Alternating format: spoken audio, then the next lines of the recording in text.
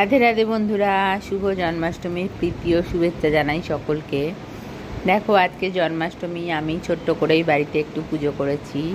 আর এই দেখো, তাল এনেছি, আমি এখন তালটা ছাড়াবো। আমি কিন্তু কোনোদিনও নিজে নিজে তালের বড়া করিনি, আজকে অল্প একটু করব। কিন্তু আমার বোনকে ডেকেছি, বোনই এসে তালের বড়াটা করবে। আমি খুব একটা ভালো পারি না বলতে আমি কখনো বানাইনি। আমি 1 বছরই বানিয়েছিলাম, তাও আমার সঙ্গে আমার মাসি শাশুড়ি ছিল। আমার মা বানায়, বোন বানায়, আমি কিন্তু এখনো বানাইনি। শাশুড়িও বানায়, তাদের থেকেই শিখেছি। দেখো, আমার বোন যে তালের বড়া বানিয়েছে, তখন কিন্তু আমি ভিডিও তুলতে পুরো ভুলেই গেছি। এখন বোন তালের বড়া বানিয়ে টানিয়ে দিয়ে এখন বাড়ি যাচ্ছে, ওকে কটা তালের বড়া খেতে দিয়েছি। আমার ভাইও ছিল কালকে, আজকে ভাইও বাড়ি চলে যাচ্ছে। আর লাস্টের একটুখানি গোলা বাকি ছিল, বোনের রাত্রি হয়ে যাচ্ছে দেখে চলে যাচ্ছে। তাই আমি বললাম আমি পারবো না, তুই এইটুকু ছেড়ে দিয়ে যা, আমি ভেজে তুলে নেবো। কি গোল গোল করে পাতি আমি কড়াইয়ে ঠিক মতন করে দিতে পারবো না, বড় বড় হয়ে যাবে, তেরা বেড়া হয়ে যাবে কেমন। তাই জন্য ওকে বললাম তুই কড়াইয়ে ছেড়ে দিয়ে যা, আমি তুলে নেব। আর ও সেটাই করছে। দেখো, রেডি হয়েও এইটা ওকে করতে হচ্ছে বাধ্য। যাই হোক, করে দিয়ে যাক, আমি ভেজে তুলে নেব। আমি কয়েকটা করেছিলাম খুব বড় বড়। যাই হোক, তোমরা দেখো।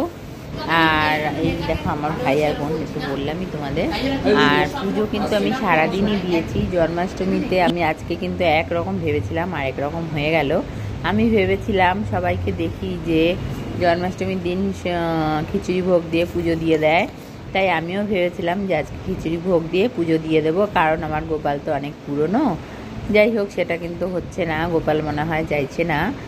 আর এই দেখো, গোপালের জন্য আজকে এই বাসিটা এনেছি। প্রত্যেক বছর ছোট ছোট বাসি কিনে দিই, আজকে কিন্তু আমি বড় বাসি কিনে দিয়েছি। আর গোপাল এখন দোলনায় দুলছে। দেখো, আমি ওকে প্রতিদিনই একবার করে দোলনায় দোল খাওয়াই, একটুখানি সময় হলেও।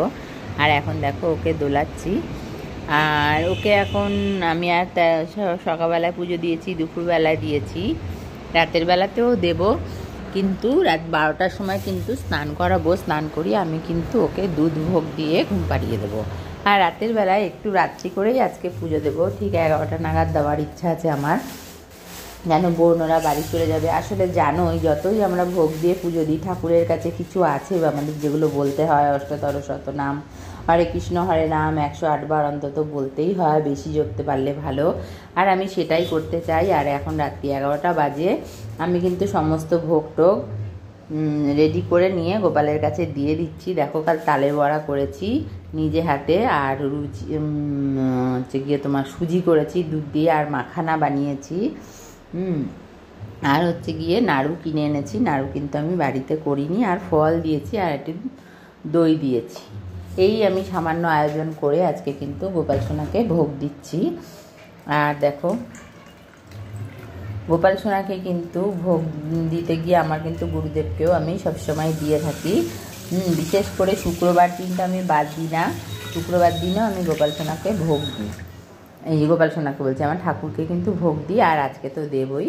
হ্যাঁ, ভাদ্র মাস, আমার গুরুদেবের জন্মদিন আজকে, তাকে ছাড়া তো কিছুই হবে না আমার কাছে। আমার গোপাল সোনা এবং আমার ঠাকুর সবই এক। আর এখন রাত্রি 12টা বেজে গিয়েছে, আমার আগের পুজোটা হয়ে গিয়েছে, এই জন্য এখন পঞ্চামৃত দিয়ে গোপাল সোনাকে স্নান করাবো। স্নান করিয়ে গোপাল সোনাকে দুধ ভোগ দেবো, দিয়ে কিন্তু গোপাল সোনাকে শুয়ে দেবো।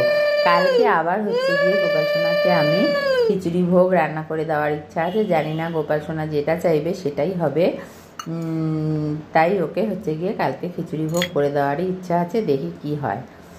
আজকেও চেয়েছিলাম, কিন্তু আজকে তো হলো না, হয়তো আজকে নিয়মও না যদিও দেওয়ার। কিন্তু আমি ভেবেছি পুরনো গোপাল সোনা, ও তো রোজই ভাত ভোগ খেতেই পারে, কিন্তু ও চায় না, যদিও ও রোজ ভাত ভোগ খায়ও না, মাঝে মধ্যে আমার সুবিধা মতন আমি করে দিই।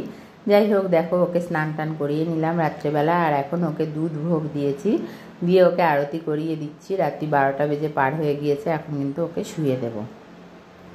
আজকের জন্যই ও এত রাত পর্যন্ত জেগে আছে তা কিন্তু নয়। ও কিন্তু বিছনা করে, আমি রুটির দোকানে যাই যখন, বিছনা করে ওকে ভোগ দিয়ে, আমি ভোগ দিয়ে ঢাকা দিয়ে রেখে চলে যাই, বলি গোপাল সোনা তুমি খেয়ে শুয়ে পড়ো।